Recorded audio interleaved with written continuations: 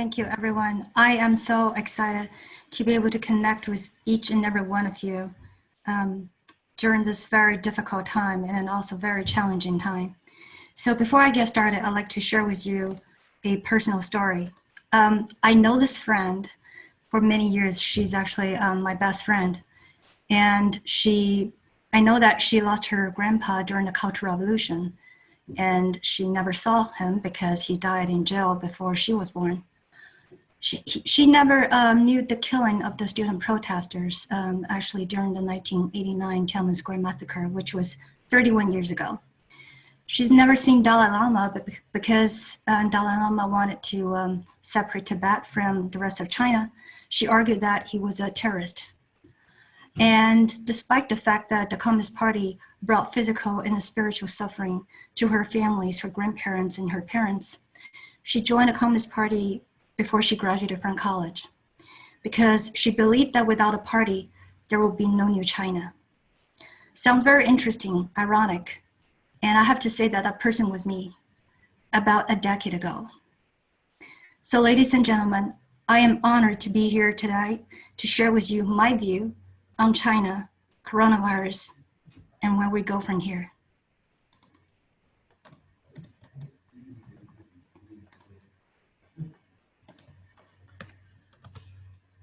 So the longest running question about a current pandemic is really a simple one. Where did it come from? Is it a bioweapon? Let's start from a controversial female scientist from the Wuhan P4 lab. Her name is Shi Zhenli. Now, she's often referred as the China's Batwoman. Now, she and her team started their virus hunting expeditions in bat caves as early as 2004. The reason that they wanted to embark on this very difficult journey was a slim hope that they would be able to trace the source of SARS, a disease that plagued over 8,100 people back in 2003. Their effort was literally like looking for a needle in a haystack. However, after 7 years of hard work, in Kunming, Yunnan province, they hit the jackpot. They discovered 10 SARS-like family viruses from a bat cave. And there was one particular type of bat that carried a natural virus with 97% generic similarity to the SARS virus. And after another 5 years of research sampling, they concluded to the world that this type of bat is the source of SARS. So overnight, Shi Zhenli became one of the most renowned virologists in the world. And in 2015, she partnered with a team from the University of North Carolina at Chapel Hill to publish a paper on the journal Nature Medicine. So to put it in simple language, they discovered a SARS-like virus from bats that can jump immediately from bats to humans without mutation. And to make it worse, there was no treatment for it. Later on, the US suspended the research because of the government's so-called gain-of-function policy. However, the Chinese continued. And that is the natural origin of the current pandemic. So how did it get leaked? There are many theories about this, a lot of those controversial theories. And I think the most convincing one is actually twofold. Well, first of all, the Wuhan P4 lab is the first level 4 biochemical lab in China. And according to the system, the animal bodies should be sterilized on the surface, which is often done with a chemical solution called formalin. And then put in the plastic bags, sealed, stored in refrigerators, and then transported outside and then get incinerated in a collected manner. Now, the developed countries in Europe and America have very strict management systems and supervision mechanism. So the lab workers actually abide by and respect those regulations. However, things in China are just slightly different. Formalin treated meat is actually, people often use formalin to treat the meat, the rotten meat, in fact, and then wash off the smell, and then they cook it with spices and seasonings and meat tantalizers, and you couldn't even tell the difference.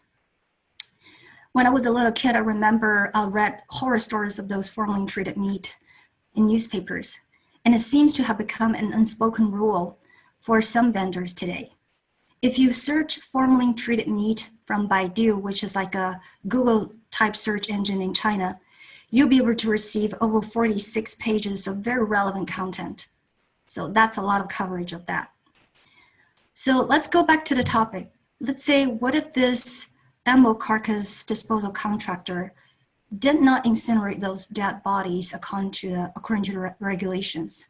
What if, out of greed, he actually sold those bodies to local markets, including the seafood market that is only 10 miles away from the lab? Now, one of the greatest dangers to the public from those labs housing the dangerous pathogens is actually the lab workers unconsciously getting infected and then getting to the community. For the longest time, Shi Zhenlin and her team were very limited protective measures when they conducted their field work. And what you see here is a picture of she and her team used their hands to pinch bats to collect virus samples. And you also see a picture of the scars from bat bites through gloves. And on the upper top, that's a picture of she and her team crawling underneath the rock to get into the bat cave with no gloves or sleeves or any protection measures. So it is almost impossible not to get infected with such close contact with bats after such a long period of time. The virus can easily enter human cells and then mutate over the course of time. And the humans can also develop antibodies and become a super spreader. So from time to time, I would say that the CCP, the Chinese Communist Party, will create some crisis. And when it happens, it will follow a set of 5 steps, try to escape the blame.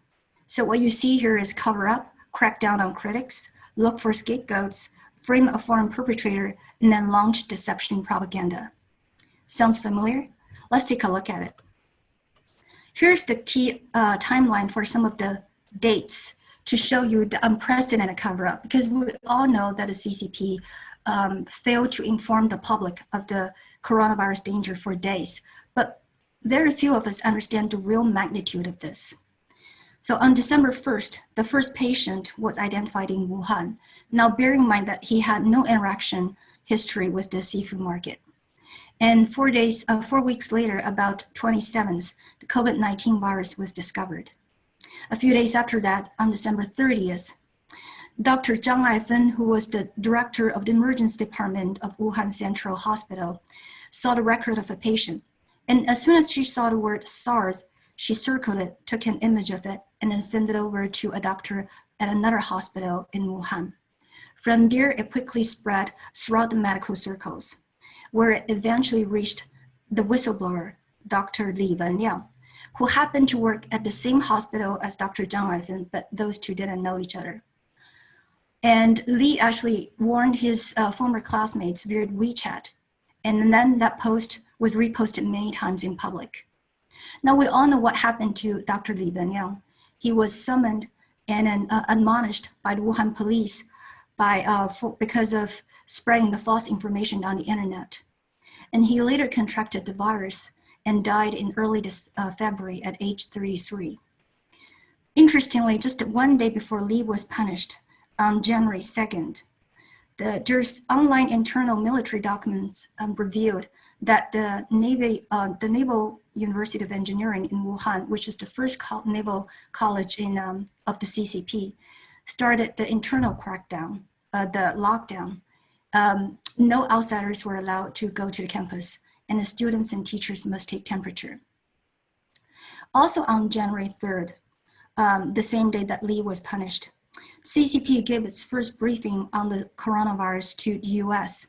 And after that, within the next 30 days, it almost gave US a daily update. Now this was reviewed in February at a press conference by the foreign ministry spokeswoman. She used it as an example to refute US blame of China's lack of information transparency. But as soon as the news came out, the people in China exploded. They questioned why on earth that a government would inform US while keeping the citizens in darkness for so long. On January 5th, a team led by a professor from a P3 lab in Shanghai discovered the first genome sequence of the coronavirus. And it immediately reported that to the Central Committee, and they recommended the relative the preventions and control measures in public. However, after 5 days of waiting anxiously and not getting a response from the authority, the team decided to share the genome sequence on the internet. Well, what was waiting for them 2 days after that was a foreclosure notice of their P3 lab for rectification. And all along, while all things are happening, the Chinese state-run propaganda ensured people over and over that unlike SARS, the coronavirus cannot spread from human to human. And for 7 days, the official death toll remained flat, signaling that this disease was well under control. Now, on January 17th, rumor about the upcoming Wuhan lockdown started circulating within the top-level officials. People started leaving the city. 1 day after that, on January 18th, a district in Wuhan held a Spring Festival banquet with over 40,000 families. And the mayor of Wuhan actually endorsed and personally attended the banquet. Later, he explained to the reporter that because the decision was based on the previous judgment, was that the virus was unlikely to jump from human to human. And so there was not enough warning for him. And sure enough, 2 days after that, CCTV, which is the mouthpiece of the regime, admitted that the virus will spread from human to human. And 3 days after that, at 10 a.m. on 23rd, Wuhan lockdown started. Over 15 million people in the city of Wuhan and in 17 surrounding cities spent the Chinese New Year, which is the most important holiday, in despair, dread, and confusion. Ironically, just a few hours after Wuhan lockdown announced, Xi Jinping delivered an inspiring speech of his China dream at a Spring Festival party held by the Central Committee. However, that dream didn't include those 15 million people because Xi Jinping didn't mention a word about lockdown or Wuhan. And his speech evoked grief and anger in people's hearts. And one wrote, "What is more important now, daydreaming or life-saving?"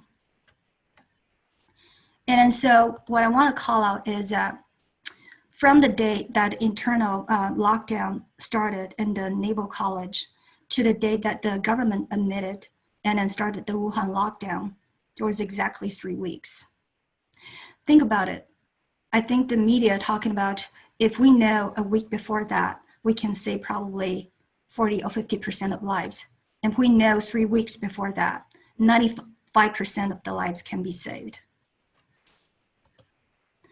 And all along, the US has always been this evil force trying to overturn the glorious country of China from day one. And then we probably have heard of the conspiracy theory. In mid-March, the spokesperson Zhao Lijian suggested to 500,000 of his followers on Twitter that it might be US Army who brought the epidemic to Wuhan.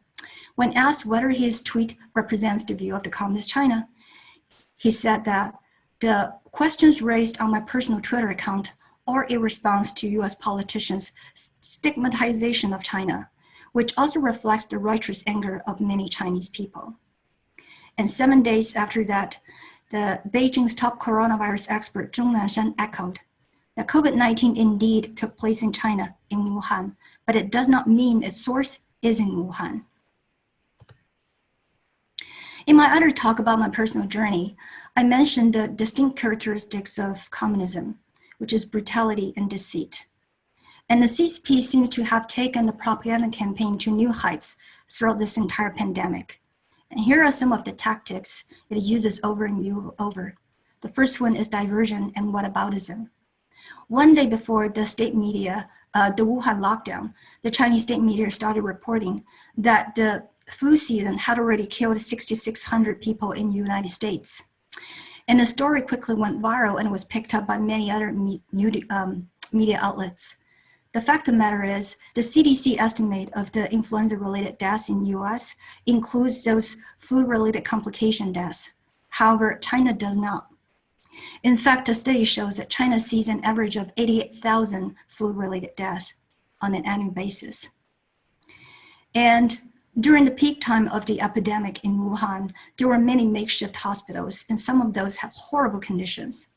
So to prove that those complaints about the horrible conditions were wrong, the spokesperson who actually suggested that the epidemic came from the US Army shared a tweet and some pictures, and then talking about this new hospital building that was under construction in just 16 hours in the epicenter of the outbreak. And later his tweet was busted because people found out this is a picture of a container school building on the other side of the country. And also on the top right, there are pictures of this woman because the makeshift hospital conditions complaints, the state media actually interviewed a patient who was recently released from the hospital. And she said to the camera that she had such a great time at a hospital that she did not want to leave. And later people found out that the same person was the nurse from another story 10 days ago. Now, the current protest in our country has created a life-saving opportunity for the CCP to deflect the criticism over its human rights record and have an opportunity to paint US in disarray so that China can make China look better in comparison. And at the end of May, our spokeswoman commented on the controversial security bill in Hong Kong, and this immediately evoked sarcasm from her counterpart in the CCP. And so the spokeswoman, Hua Chunying, said, "I cannot breathe." Well, she didn't have any problem to breathe when the police cracked down on protesters in Hong Kong. She did not have any problem to breathe when the people actually were persecuted because of their beliefs, when civilians were trying to fight for their civil rights, when the human activists were trying to fight against the government for the basic human rights. And Xi Jinping not long ago announced that the virus was contained within the country so that the business and factories can be reopened. So ever since then, the CCP has blamed those the incremental new cases to the imported cases, meaning the people that coming into the country are bringing it along. And although the vast majority of those imported cases are actually Chinese nationals returning from their trips or their school programs, there are some unfortunate foreigners actually have to take the heat. So the city of Guangzhou is actually home to China's largest African communities. And not long ago, over hundreds of Africans, they were actually evicted from their apartments or hotels because of the online rumor that coronavirus was spreading among African people. And at the lower left, here's the snapshot of a sign at a local McDonald's in the city of Guangzhou. And it reads, "We've been informed that from now on, Black people are not allowed to enter the restaurant." And yet, the spokeswoman Hua Chunying said, "All lives matter. We stand firmly with our African people, friends." China Health Organization. During the 2003 SARS outbreak, WHO back then did not believe a word that China said, so it decided to send its own team to conduct investigation. This unplanned visit completely created chaos within the local hospitals. So one hospital scrambled to transfer patients to a nearby hotel. Another one didn't have a lot of money, but it was very creative. So it hired minivans to transport those patients along with the medical staff to tour around the city for a day. And later, many of those medical staff got infected and died. Now, humiliated by this incident, China vowed to control the director board of WHO. In 2006, Margaret Chan was appointed to be the general director of WHO. Now, it was under her leadership that Hong Kong bluntly trusted the information provided by Communist China during the 2003 SARS outbreak, and therefore lost 285 lives during that time. After 2 terms, she assured that her successor would continue to operate under the heavy influence of CCP. Treasures, the current person in this role, is the first non-physician in this position, also a career politician, a communist, and one of the top 3 leaders of a terrorist organization in his country. Now, his comments on China's response to the coronavirus is appalling, and it also evoked a long-standing debate about WHO's independence. The geographical distribution of the pandemics highlights great danger facing those who actually align themselves closely with the specter of communism. Not all of those countries are located near China. However, they all have vast interest in communist China. Italy is the first and only G7 nation signed on to the Belt and Road Initiative. Milan, Venice, and many other cities in Italy have also signed sister city agreements with many cities in China.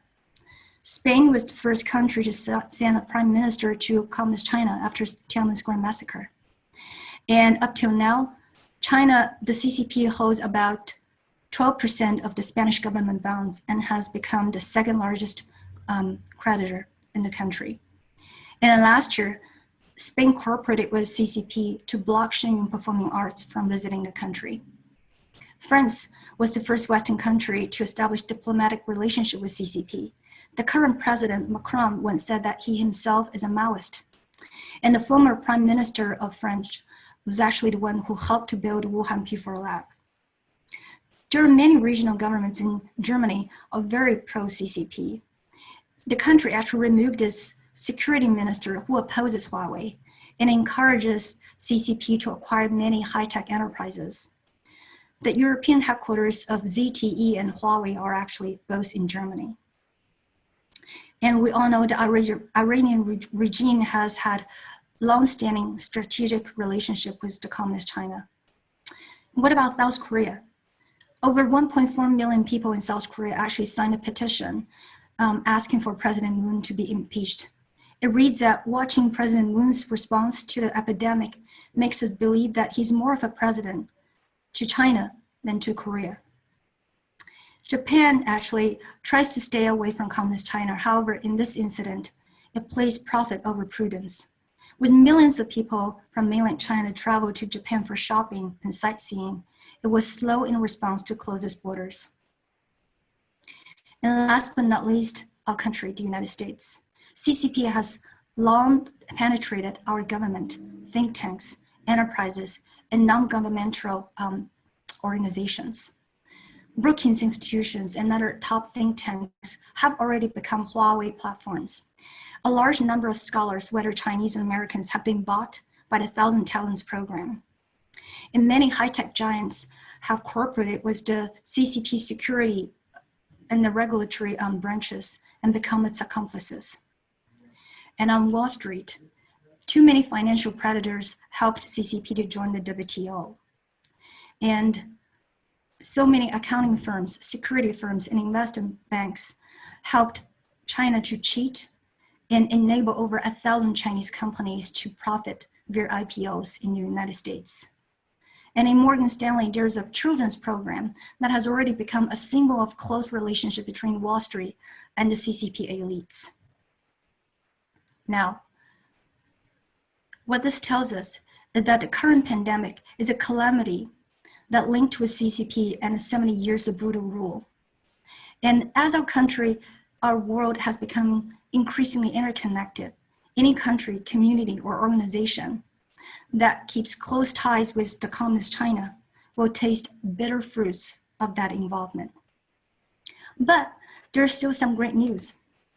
Despite their proximity to an expensive business with communist China, Hong Kong and Taiwan are two miracles throughout this epidemic. During the 2003 SARS outbreak, China reported about 5,000 infection cases. And then at that time, there were about 1,700 infection cases in Hong Kong. Now, given the transmission rate or the transmission rate of the COVID-19 is higher than SARS, and that there are a lot more tourists from mainland China than 17 years ago in Hong Kong. Hong Kong was predicted to be the largest, to have the largest outbreak outside China. However, that wasn't the case. This city with 7.4 million people only has seen about 1,100 of infection cases and 4 deaths. And the recent, the brutal suppression of the Hong Kong protests really awakened the people in Taiwan. There's a saying that today's Hong Kong can be tomorrow's Taiwan, really frightened a lot of people. So during the past January's presidential election, so many people from all over the places flew back to Taiwan to cast their ballots. And they're doing this to defend democracy and to secure Taiwan. So in a way, I would say that because of their attitude towards the communist China, really saved that country. Up till now, that country with over 24 million people has only seen 443 cases of infection and 7 deaths. When the news of the whistleblower, Dr. Gilliam, broke, there was a huge wave of grief and sadness flooding the social media platform in China. And the top 2 trending hashtags, Wuhan government owes Dr. Gilliam an apology, and we want freedom of speech, drew over millions of viewers before they were quickly censored. And I actually took a snapshot of this post from someone because it's really heartbreaking to see, but I want to share with everyone here. It reads, not allowed to speak, not allowed to die, not allowed to be angry, not allowed to desire. Are we allowed to at least remember? Well, people do remember.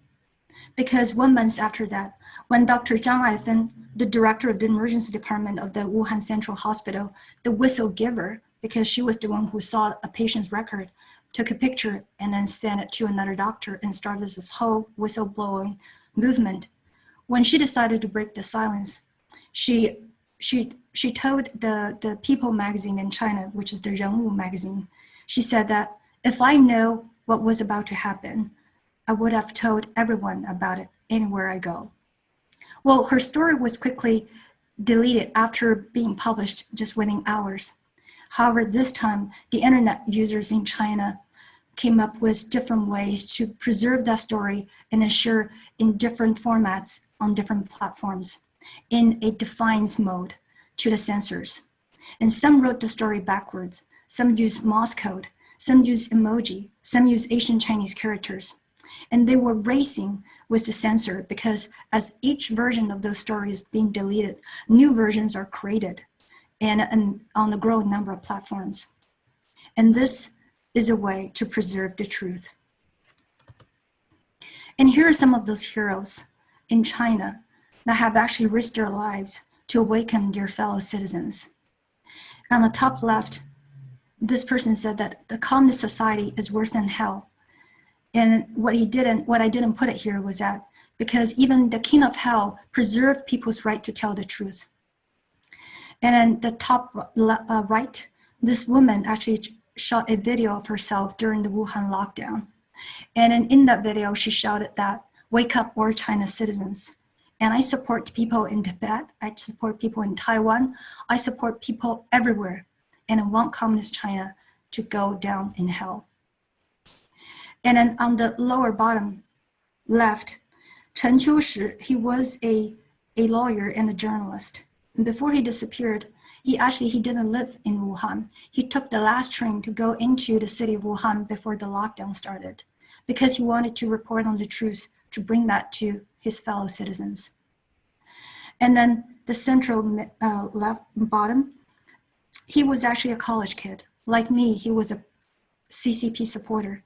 But watching how the party mishandling the outbreak made him believe the evilness of the party. And then the lower right, this person said it really well. He's also a journalist and a businessman. He said the origin of the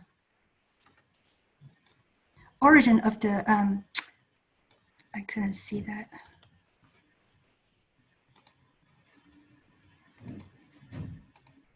The origin of the virus is the tyranny. And in order to eliminate the virus, we must eliminate the CCP. And here are some of the movements. The people in China are waking up. For the longest time, people realize that those who are suffering or going through some inhumane measures imposed by the Communist Party realize that the same measures have been deployed against the Falun Gong groups, against Uyghurs, against underground Christians, against anyone who dares to speak up. And throughout the CCP history, if the party decided to crack down on a certain organization or group, not very few could really survive. But in this case, not the Falun Gong group, who you see the picture on the right left, over 180,000 lawsuits filed against the CCP. Many of those are people in mainland China. And not those protesters in Hong Kong. And certainly not those people. The increasing number of people are victimized by the crisis from the current pandemic. I have to say that Washington is waking up, and the whole world is waking up. And in a way, I feel like we owe China a thank you for this much hard-learned lesson. At this critical time of the history, let us have the courage to believe that the good will prevail. And that's the end of my talk. And before I take any questions, I'd like to just share these two links that I know that Keone will send out later. These are actually, one is a book called How the Specter of Communism is Ruling Our World. And the other one is the editorial, Wherever ties to the Chinese Communist Party are close, the CCP virus follows.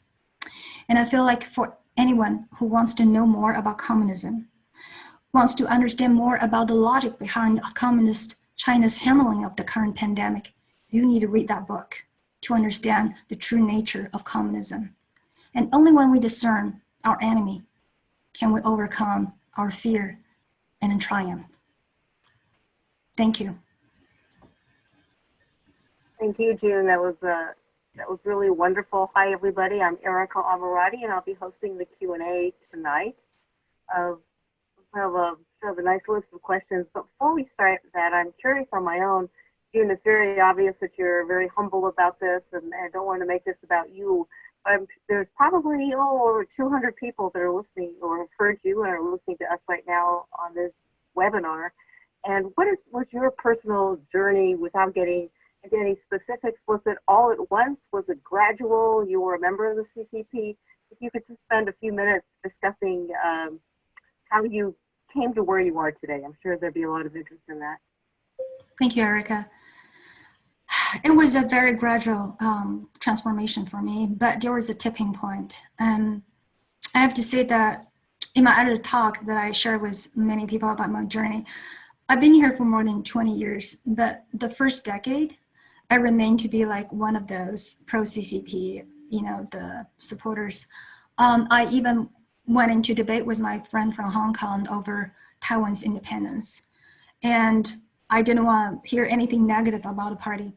Until one day, I went to see Shenming Performing Arts, which I mentioned earlier. The Spain was trying to block it from touring in that country. And that was 2008. For the first time in my life, I saw some performing arts with courage to expose some of the things, I would say, the dark side of the society in mainland China back then.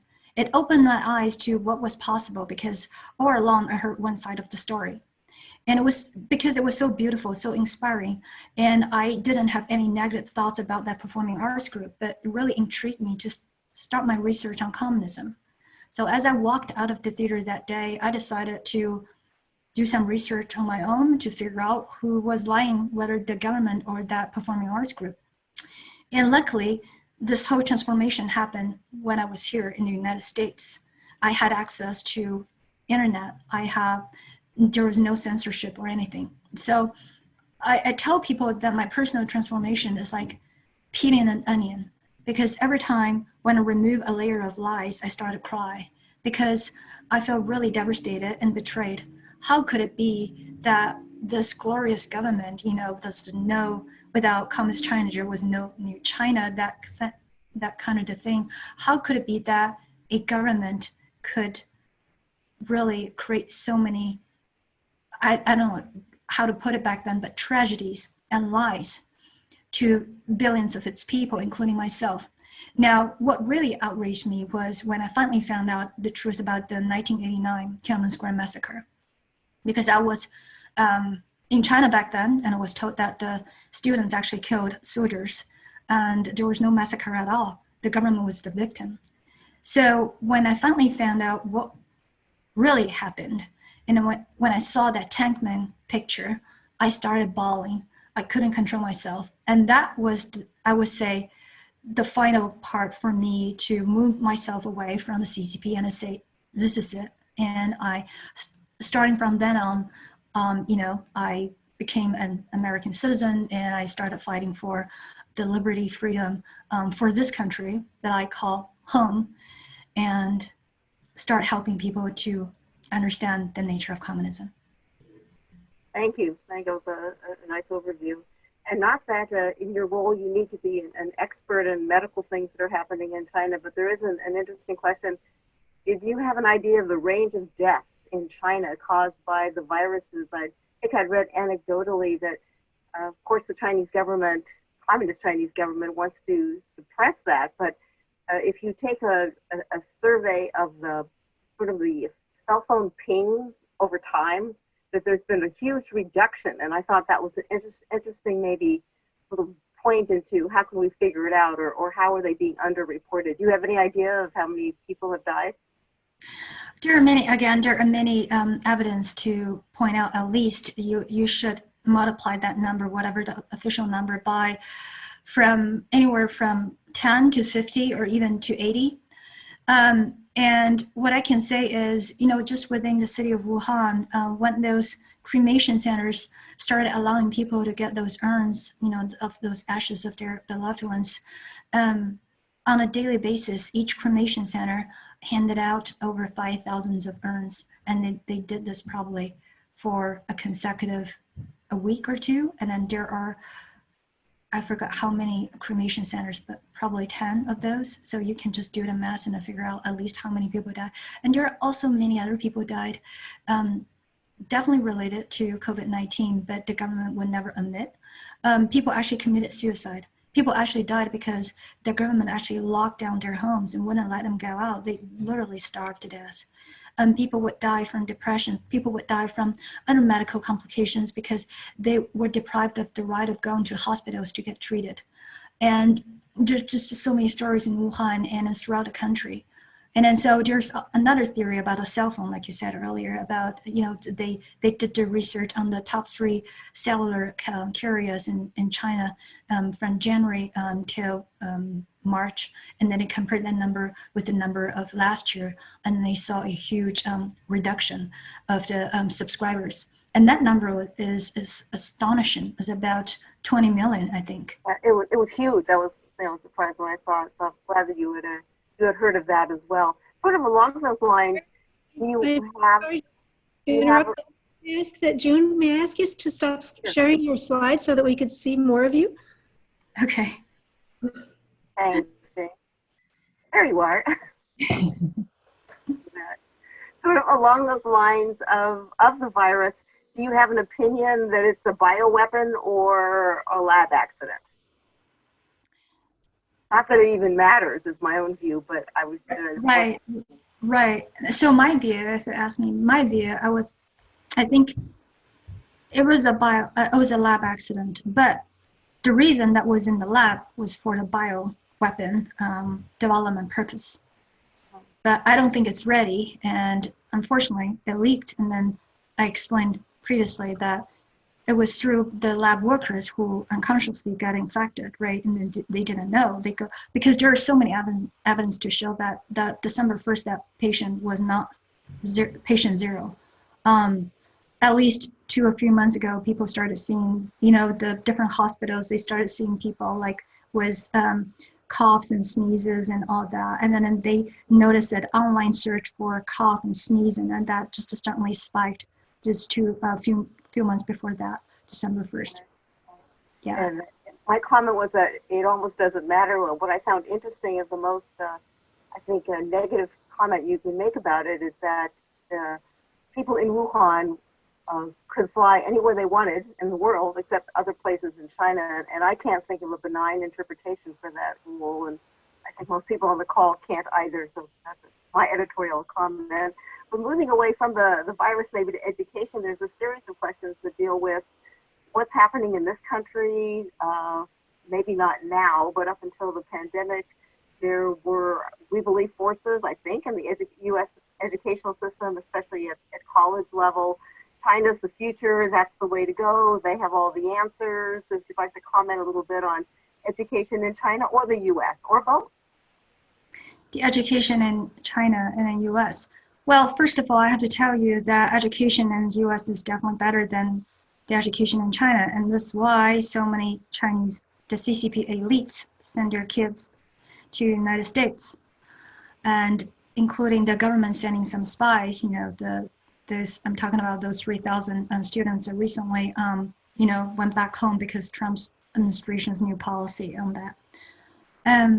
Yes, so the CCP has infiltrated our education system for a long time, and then the tip of the iceberg is really the Confucius Institute of Confucius Classrooms. So before there were about 105 of those Confucius Institutes across the United States, many states. And I think Mark Rubio and others actually, they convinced some of the universities and colleges to close a lot of those.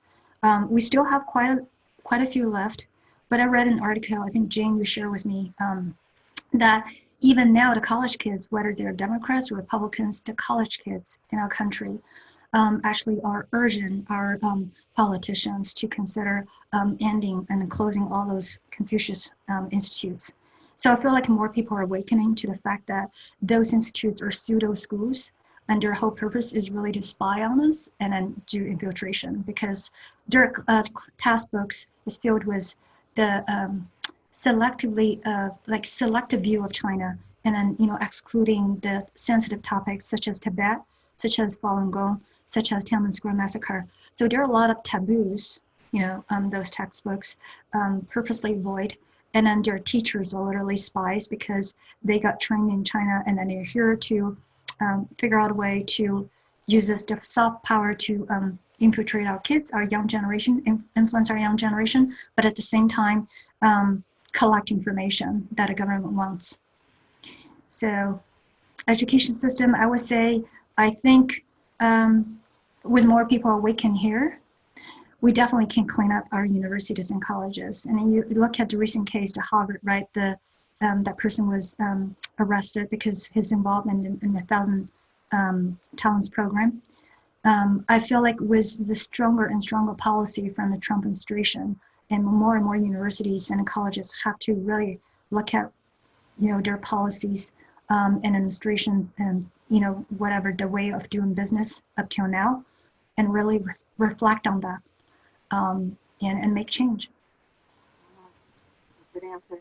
Those of us who remembered the Cold War in any capacity, we were often reminded that, well, it's not the people, it's the government. If it wasn't for the government, the people would be fine. And if you have an opinion on the people of China versus the CCP, and of course that could go into what can they do about it, what are they doing about it, any level of frustration, any percentages of people think they're just fine and people hate it. A couple of comments on that topic. Yes. So the people in China, generally, the people in China are really, really nice people. They're hardworking, they're genuine, they're kind, and many of those are unfortunately misled. And then when I say generally speaking, there is a little percentage of people who are actually acting as the spokesmen or women of the CCP because they're deeply brainwashed. To the point that, no matter how you argue or reason with them, and then they would just always be on the government side. And there is a called a 50 Cents Army. I don't know if any of you have heard of it. So those are like online internet army recruited by the CCP. And then we have like 500,000 of those. And then they could be living in the United States or any Western country, but they are controlled, or at least they take orders from the CCP. So what they do is really to have this group discussions and then lead the group discussions or influence the group discussions towards the CCP-like narrative agenda. And this 50 cents, now they call it 70 cents because the reason that they named them 50 cents is because for every single post, they will receive 50 cents. So hence the 50 cents name. But now I heard that they've raised the price to 70 cents. But I think more and more people are come to realize who they are, especially now during the US protests. Some of those, they're just outrageous. They would post pictures of the products that they looted on the internet and say, I love my country, China, this is for you, I do this for you, all that stuff. But people start getting really outrageous and I say, we're going to report you to FBI. And so later they have to delete all their tweets, close their accounts, or apologize and say, hey, I just buffed in this, I didn't really loot that stuff and I was trying to sell it from another, someone else who looted it. So I would say that the vast majority of the people are actually the potential force to overturn the government if you give them the truth, if you figure out a way to help them to break through the firewall. And do not ever underestimate the power of people, because Berlin Wall collapsed overnight, the Soviet Union collapsed overnight. It was all because of people. And this is, I think, the Communist China's biggest fear, is it's the truth. And that's why it's trying whatever the means and ways it can, try to keep those lies and then try to have the firewall, the censorship, and to scrutinize people, and then try to create this big data, whatever the system, to to censor people, because this insecurity, the sense of insecurity, and it knows that as more people awaken, like I show you the slide of those heroes, each of those heroes will make a impact on the local communities or the group. And then think of the snowball effect. How many people will be eventually awakened?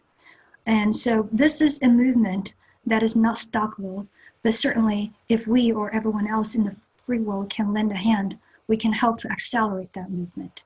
And when that happens, I will say that will be the end of the CCP. That would be wonderful. And a related question just popped up. Do you have an idea of numbers or percentage? How many Chinese people are actually Communist Party members? Is it a very small percentage?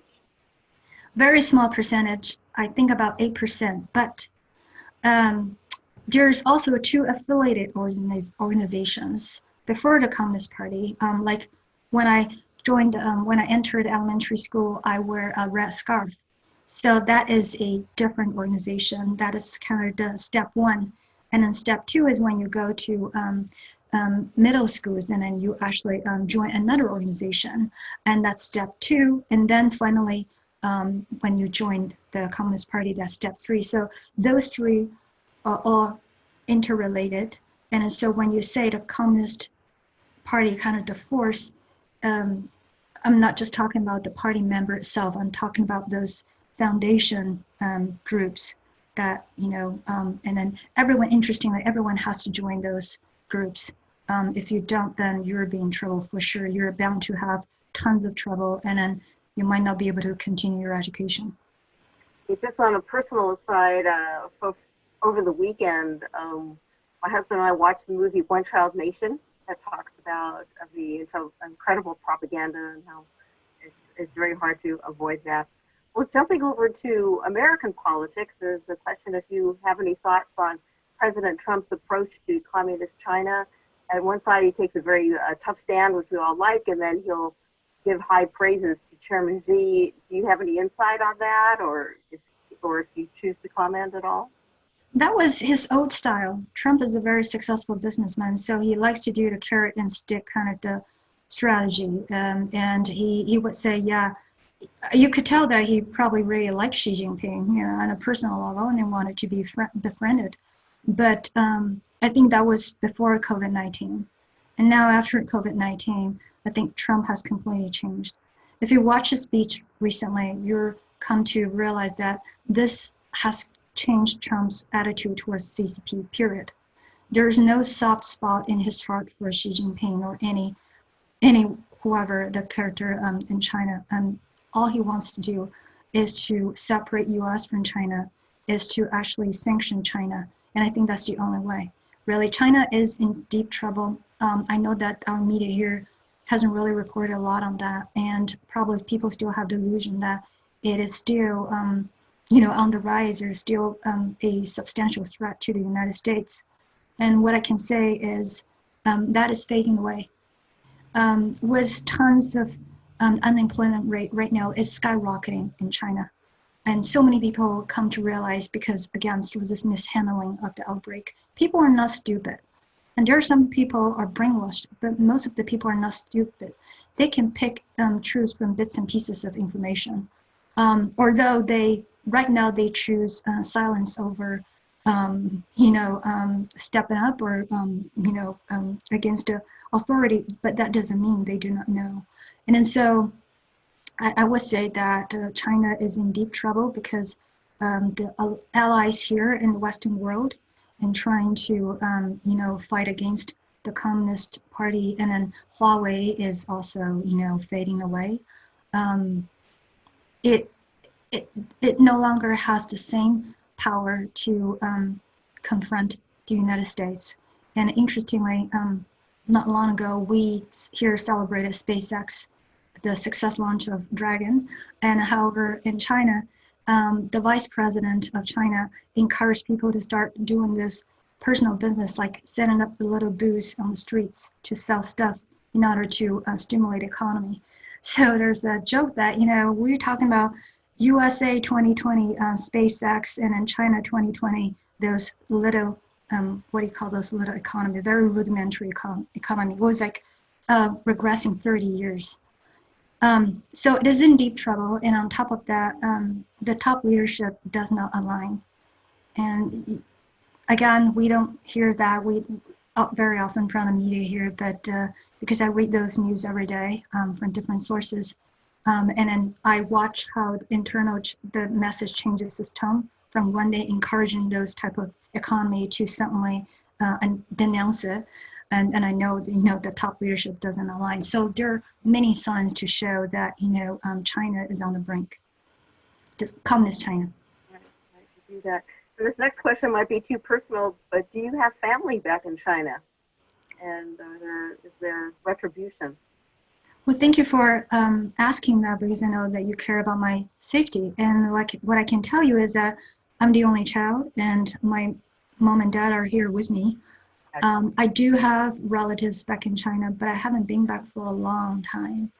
And I know that, so here's the little thing to share with you, that just how brainwashed people are.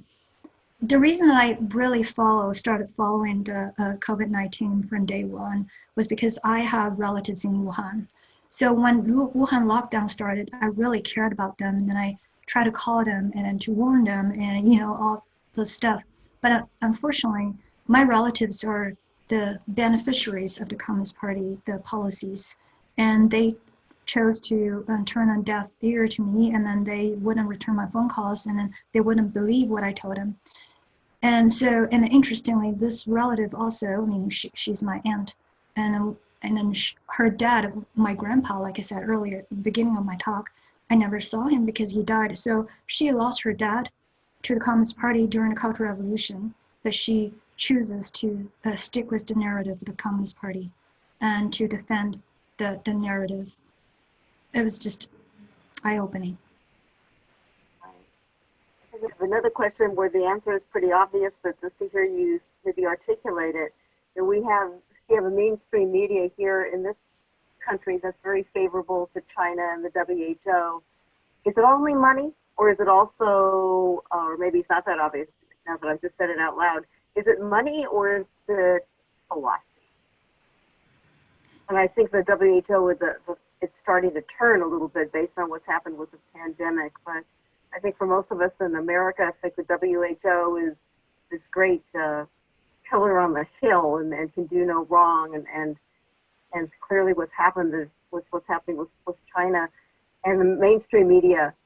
I think the question is, the mainstream media is commenting on that in a favorable way. Is it infiltration of money, or is it actually philosophy? Is it the thought that maybe communism is better than capitalism? That's a very good question. I would say it's money first, definitely, because you can tell that it changes tone because we refuse to. I think that's true of the NBA, so I shouldn't be surprised that it's true of. But I would say on a personal level, he himself is a communist. So on a personal level, his view aligns with Communist China's view, right? So it's a combination. Right. Well, we'll just take a couple more and then let you go on with your evening. Those of us right here in Silicon Valley, if they're out-of-towners, I'm glad you guys are out there somewhere. But there's a thought of infiltration from China as well. We educate a lot of them, and they go to work. Perhaps they go to work with our companies. Is that a huge effect or minimal? And a noise level, or is the fact that there's a lot of Chinese nationals that have been educated here, working in our high-tech companies? Should we be fearful of that? Is the question about a lot of Chinese educated here? Is that because of Yeah, doing? it's partly that. I'm trying to combine a bunch of questions here. Yeah. It has to do with we educate Chinese national students, and then if they work here, what's the effect of perhaps not working in companies that work in our best interest, or is that just a level of anxiety that we shouldn't have? Oh, okay, I get it.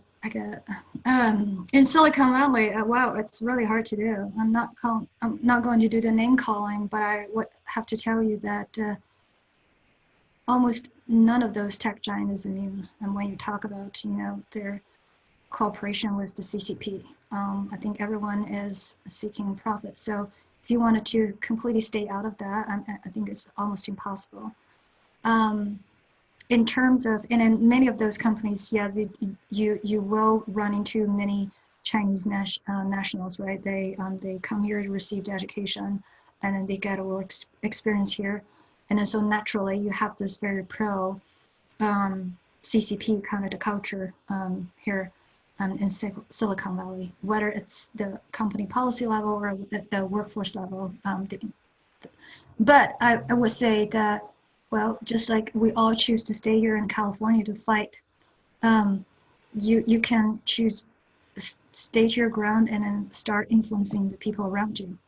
And there are cases, I mean, because I know that right now a lot of the companies, like my company, encourage people to talk about their views about the recent protests, and then I know a lot of those are. I try to stay neutral. And then what I do is I will pick opportunities to educate people on some of the stuff. Like, people ask my opinion about the George Floyd's protest and how I feel. Do I feel hurt, and do I feel this and that? And I responded and said, look, yes, I do. I do feel hurt. But then, you know what day is today? I said, today is the 31st anniversary of the Tiananmen Square massacre. And I said, back then, I didn't know a thing. And do you know the truth? About 10,000 students were brutally killed because they went through this peaceful hunger strike and then tried to call for democracy, economic freedom. And then I said, knowing what happened 31 years ago and then seeing what's happening now in this country makes me appreciate more of what I'm having here, which is the freedom of speech, which is the democracy. And then after that, I just paused. And then people said, oh, June, yes, we really, really appreciate you. And then, yes, we sometimes take it for granted.